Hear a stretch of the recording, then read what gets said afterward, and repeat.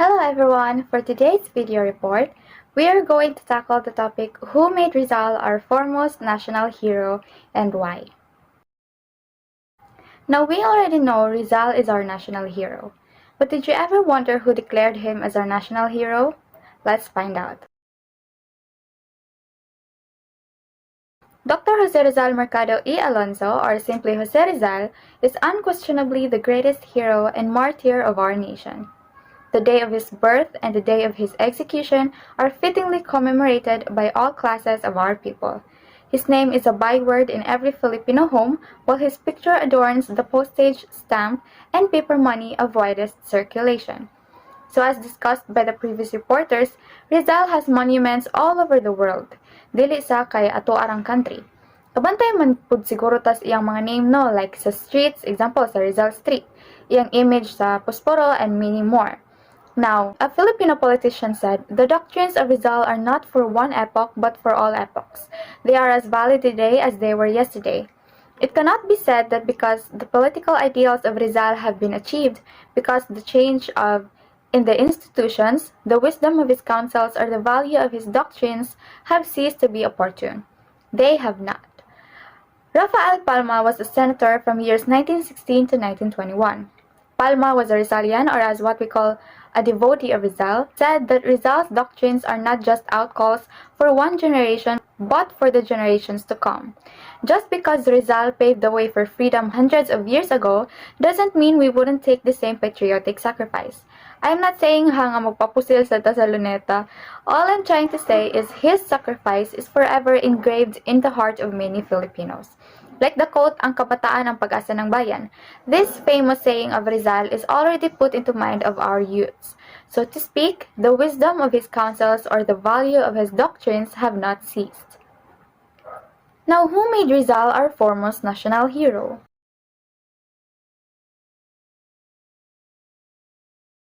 Hi, good afternoon. I'm Danica Glanes O Perpetua.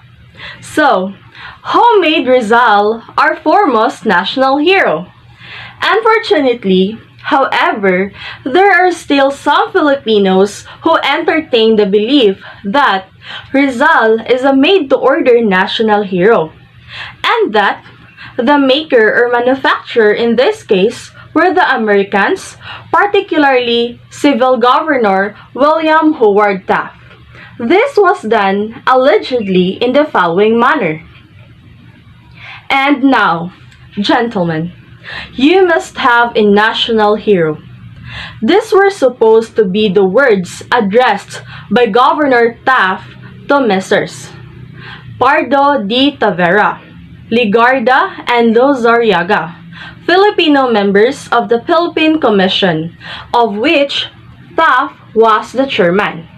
It was further reported that in the subsequent discussion in which the rival merits of the revolutionary heroes M.H. del Pilar, Garciano Lopez Jena, General Antonio Luna, Emilio Jacinto, and Andres Bonifacio were considered the final choice. Now, universally acclaimed a wise one was Rizal. So kato siya nga statement ni Governor Taft was just a suggestion. Just to be clear, dili jud siya ang nag-declare nga si Rizal ang himuong national hero. It took them some time to finally pick Rizal. Kaya ang una jung napilaan unta, they were voting as to who is karapat-dapat jung ihimong national hero, and ang daghang votes is si Marcelo H. del Pilar. But during the second time of voting, Rizal was picked by his countrymen, and so history was made. So hi, I'm Jade Wayapawan and I'm part of the reporting of Group 4. And our topic is who made Rizal our foremost national hero and why? Why is Jose Rizal the foremost national hero? Jose Rizal became the Philippine national hero because he fought for freedom in an exceedingly silent but powerful way. He expressed his love for the Philippines through his novels, essays, and articles. We all know that Rizal write a lot of novels, essay, and articles instead of through the utilization of force or aggression. So, who made Rizal our foremost national hero? Only Rafael Palma made him our foremost national hero because Jose did many good deeds and tried to accomplish his goals. He wanted to free his country. He was well known enough to even have his own special holiday which celebrates the anniversary of his death. So December 30 is our Philippine National Hero Day, which the Rizal's Day. Good day, I am Queenie Katipay and I am here to report or discuss about why is Rizal is the greatest Filipino hero that ever lived. Tawag siya as greatest Filipino hero because of his exceptional service to mankind. Tungod ana, he is honored after his death by public worship. And tungod sa iyang exceptional service sa atong country and to every Filipino is natawag siya as most dangerous enemy to the bigoted Spaniards in Spain. And tungod sa iyang ka-intelligent o courageous kay gidesisyonan siyang patyon or to be shot publicly to serve as an example and a warning sa iyang kapwa na dapat sila muhunong. And another reason why Rizal became the greatest Filipino is because no one could surpass him as a person of distinguished valor, which means na Rizal abandoned his personal interest. Like, he can be wealthy, happy person because of his profession, but mas gi-prefer niya mamuhi layo sa iyang pamilya o i-sacrifice ang iyang personal affections. He did all of that para mo serve sa atong country using pen and the paper. Rizal acted with courage in spite of his fear.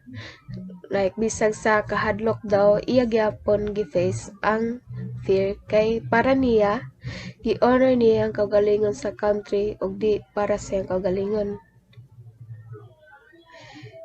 As a matter of fact, the Austrian savant Prof. Blumentritt judged him as the most prominent man of his own people and the greatest man the Malayan race has produced. Tungod sa iyang service sa country kay gitawag siya ni Prof. Blumentritt daw as the most prominent man of his own people and the greatest man the Malayan race has produced. But the last question is, who made Rizal the foremost hero of the Philippines? The answer of that question is, there is no single person or groups of persons were responsible for making Jose Rizal as foremost hero of the Philippines, because Rizal himself and his own people and the foreigners altogether contributed to make him the greatest hero and martyr of his people. And lastly, his consuming life purpose was the secret of his moral courage. So, sa kadaghan sa mga authors nga nagsuwat about atong giunsa ta sa mga Spaniards sa unang panahon, kay kang Rizal ra gyud na novel ang na-publish. So, physical courage, it is true, was one of his inherited traits. But that high courage to die loving his murderers, he at last achieved, that cannot be inherited. It must be forged out in the fires of suffering and temptation. So, as we read through his life, we can see how the moral sinew and fiber grew year by year as he faced new perils and was forced to make fearful decisions. So, it required courage to write his two great novels, telling nothing that no other man has ventured to say before, standing almost alone against the powerful interest in the country and in Spain, and knowing full well that despotism would strike back.